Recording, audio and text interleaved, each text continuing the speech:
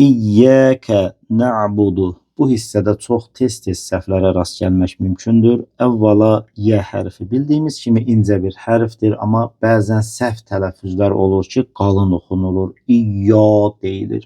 Daha bir səhv etmə ehtimalı. Bu təşdidə işarə olunmur və məd ixtisara düşür. Yəni uzadılma olmur. Səhv oxunuş iyyəkə deyilir. Daha bir səhv etmə ehtimalı kəf hərfi k səsi ilə əvəzləşdirilir. İyyəkə deyilir.